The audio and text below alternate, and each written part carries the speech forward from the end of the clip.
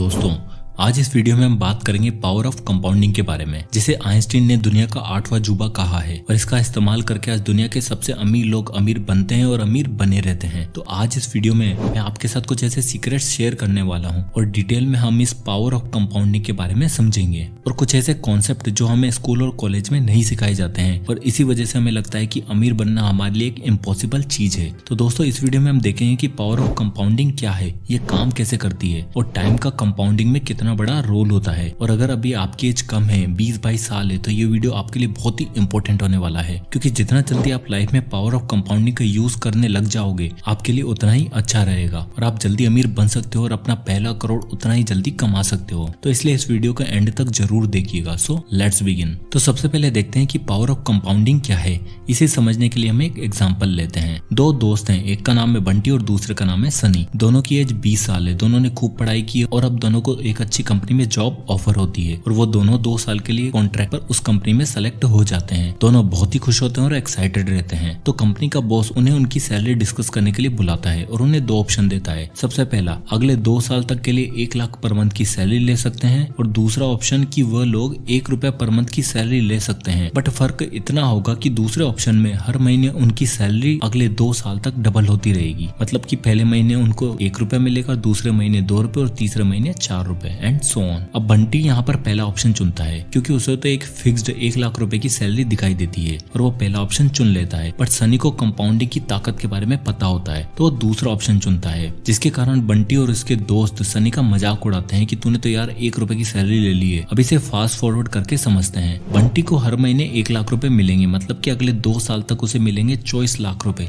जो कि बुरा नहीं है। बट जैसा कि सनी के पैसे हर महीने डबल हो रहे हैं तो उसे 2 साल के एंड में मिलेंगे 1,67,77,215 रुपीज, यानी कि बंटी से ऑलमोस्ट 7 गुना ज्यादा पैसा। और रिजल्ट आपके सामने है। जैसे कि पैसे हर महीने डबल हो रहे हैं तो इनका टोटल होता है 1,67,77,215 रुपीज। अब आप देखोगे कि इसमें हमें जो मिल रहा है वो है 100% रिटर्न, जो कि पॉसिबल नहीं है। बट इस चार्ट से हमें बहुत कुछ सीखने को मिलता है। जैसे कि अगर आप देखोगे तो इस पूरे अमाउंट की आधी वैल्यू तो हमें आखिरी महीने में ही मिली है और स्टार्ट में तो उन्हें बस 1 रुपया मिल रहा था, इसलिए स्टार्ट में हमें इतना अच्छा पैसा दिखाई नहीं देता है और बहुत से लोग इसे समझ नहीं पाते हैं और लोग गिव अप कर देते हैं। बट अगर आप लॉन्ग टर्म में देखोगे तो आपको पता चलेगा कि कंपाउंडिंग की ताकत क्या होती है। तो चलिए दोस्तों, अब आगे हम पावर ऑफ कंपाउंडिंग को और आसान भाषा में समझते हैं। चलिए एक और एग्जांपल लेते हैं। वापस से वही दोस्त हैं, बंटी और सनी, और वो दोनों 2-2 लाख रुपए इन्वेस्ट करते हैं और ऐसी जगह पर इन्वेस्ट करते हैं जहाँ पर उन्हें 15% का ईयरली रिटर्न मिलता है। तो साल के एंड में उन दोनों को मिलता है 30,000 रुपए का रिटर्न। अब हम बंटी को तो जानते ही हैं, तो बंटी उन 30,000 रुपए को विड्रॉ कर लेता है और अपने लिए एक नया स्मार्टफोन खरीद लेता है और बाकी के 2 लाख रुपए को वापस से इन्वेस्ट कर देता है, क्योंकि वो अभी तक कंपाउंडिंग की ताकत को नहीं समझ पाया है। लेकिन सनी ने उस 30,000 के प्रॉफिट को इन्वेस्टेड ही रखा और विड्रॉ नहीं किया। अब अगले साल उन दोनों को वापस से 15% का रिटर्न मिलता है और बंटी वापस से उन 30,000 रुपए को फ्री मनी समझकर वापस से विड्रॉ कर लेता है और सारे पैसे शॉपिंग में उड़ा देता है। लेकिन सनी को सेकंड ईयर में 30,000 की जगह 34,500 का रिटर्न मिलता है, क्योंकि उसने अपने 30,000 रुपए को इन्वेस्टेड रखा था, तो उन 30,000 रुपए का भी उसे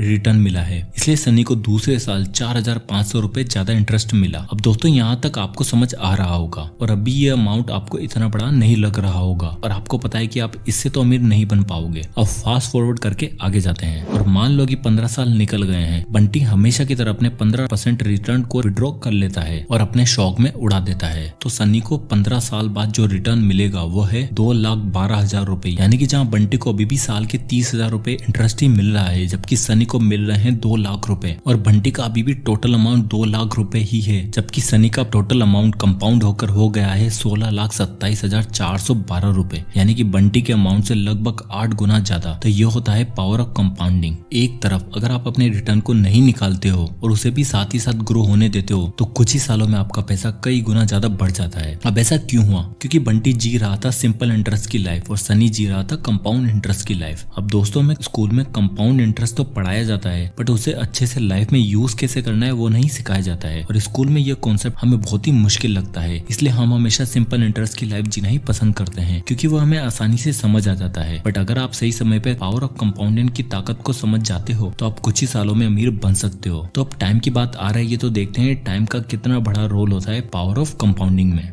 टाइम इन कंपाउंडिंग। अब हम कंपाउंडिंग के सबसे इम्पोर्टेंट कंपोनेंट के बारे में देखेंगे जो कि है टाइम। टाइम का कंपाउंडिंग में बहुत ही बड़ा रोल होता है। तो चलिए इसे एक और एग्जांपल से समझते हैं। एक है बंटी, जिसे आप अभी तक तो जान ही गए होंगे, और अब दूसरा दोस्त है चिंटू। और अब 5 साल हो चुके हैं और बंटी की एज हो चुकी है 25 साल और चिंटू की एज है अभी 30 साल। दोनों अब सोचते हैं कि हमें अपने पैसों को इन्वेस्ट करके अभी अपनी नेटवर्थ को बढ़ाना चाहिए और दोनों पैसे इन्वेस्ट करने का सोचते हैं और उनका टारगेट है कि 40 की एज तक पैसा इकट्ठा करना। और इस बार बंटी अपनी गलतियों से सीख चुका है और वो 25 की एज में ही इन्वेस्ट करता है और उसे पावर कंपाउंडिंग के बारे में भी अब समझ आ चुका है। तो दोनों 20,000 रुपए पर मंथ के हिसाब से इन्वेस्ट करना स्टार्ट कर देते हैं। तो जैसे कि हमें पता है कि बंटी की एज अभी 25 साल है और चिंटू की एज 30 साल। दोनों की एज में केवल 5 साल का फर्क है। तो बंटी ने 15 साल तक अपने पैसे को इन्वेस्टेड रखा और चिंटू ने 10 साल तक, और इन दोनों को हर साल रेट ऑफ इंटरेस्ट मिला हुआ था 12%। तो चलिए अब इस चार्ट को देखते हैं। बंटी अपनी पूरी लाइफ में टोटल इन्वेस्ट करता है 36 लाख रुपए और चिंटू टोटल इन्वेस्ट करता है 24 लाख रुपए। दोनों को 12% का ईयरली रिटर्न मिल रहा है। तो 40 की एज तक बंटी की टोटल वेल्थ हो चुकी है लगभग 1 करोड़ और चिंटू की 40 की एज में टोटल वेल्थ है 46 लाख। तो देखा जाए तो दोनों का सब कुछ सेम था, लगाया हुआ amount, rate of return, difference था तो बस 5 साल का। बंटी ने 5 साल पहले इन्वेस्ट करना स्टार्ट किया था और चिंटू ने 5 साल बाद। और चिंटू की टोटल वेल्थ बंटी से आधी है। तो अगर चिंटू को 1 करोड़ रुपए कमाना है तो उसे अगले 5 साल तक और इन्वेस्ट करना पड़ेगा, लेकिन तब बंटी की टोटल वेल्थ लगभग 2 करोड़ हो जाएगी, मतलब वापस से चिंटू से डबल। तो बंटी चिंटू से हमेशा आगे ही रहेगा क्योंकि बंटी पावर ऑफ कंपाउंडिंग के बारे में सीख चुका है और उसे पता है कि जो लोग जल्दी इन्वेस्ट करते हैं उन्हें कितना फायदा हो सकता है। उसी तरह अगर आप अपनी 20s में हो, आपकी उम्र 20 या 22 साल है, तो जल्दी से अपना पैसों को ग्रो करना स्टार्ट कर दो। और जरूरी नहीं कि आप महीने के 20,000 रुपए ही इन्वेस्ट करो, आप 1,000 रुपए से भी स्टार्ट कर सकते हो। बट आपको पता होना चाहिए कि कंपाउंडिंग कैसे काम करती है। स्टार्ट में हो सकता है कि आपके रिजल्ट छोटे हो सकते हैं, इतने छोटे हो सकते हैं कि आपको लगेगा कि हमारी वेल्थ बढ़ भी रही है या फिर नहीं। बट अगर आप वेट करोगे और अपने पैसे को ग्रो होने दोगे तो कुछ ही सालों में आप बहुत ही बड़ा डिफरेंस देखोगे। इसलिए जितना जल्दी आप स्टार्ट करोगे आपके लिए उतना ही बेटर है। इसलिए अगर आप अभी अपने 20s में हो और आप अभी किसी एक ऐसे आदमी को देखते हो जो कि 50 साल का है और उसके पास बहुत ज्यादा पैसा है, तो उसका मतलब ये नहीं कि वो आपसे बहुत ज्यादा अमीर है, क्योंकि अभी आपकी लाइफ स्टार्ट हुई है और आपकी एज अभी उससे 30 साल कम है। और हो सकता है कि जब आप उसकी एज तक पहुंचोगे तो शायद आप उससे भी आगे निकल जाओगे। इसलिए टाइम का बहुत ही बड़ा रोल होता है। इसलिए आप अगर कहीं से भी 10-15% का रिटर्न कमा लेते हो तो उससे स्मार्टफोन लेने की बजाय उसे वापस से इन्वेस्ट कर दो, क्योंकि शायद स्टार्ट में आपको 10-15 हजार रुपए ज्यादा ना लगे, बट आपको पता होना चाहिए कि इतना छोटा सा अमाउंट आगे जाकर कितना बड़ा बन सकता है। तो दोस्तों आई होप कि इस वीडियो से आपको बहुत कुछ सीखने को मिला होगा और आप समझ गए होंगे कि कंपाउंडिंग की ताकत क्या होती है। तो अगर आपको ये वीडियो पसंद आया हो तो इसे लाइक करें और ज्यादा से ज्यादा लोगों तक इस वीडियो को शेयर करें ताकि बाकी लोगों को भी कंपाउंडिंग के बारे में पता चल सके। और अगर आप इसी तरह के वीडियोस देखना चाहते हैं तो हमारे चैनल को सब्सक्राइब जरूर करिएगा। और अगर आप किसी भी टॉपिक या बुक पर वीडियो चाहते हैं तो कमेंट बॉक्स में कमेंट करके जरूर बताइएगा, मैं उस पर वीडियो बनाने की पूरी कोशिश करूंगा। तो मिलते हैं नेक्स्ट वीडियो में, तब तक के लिए जय हिंद।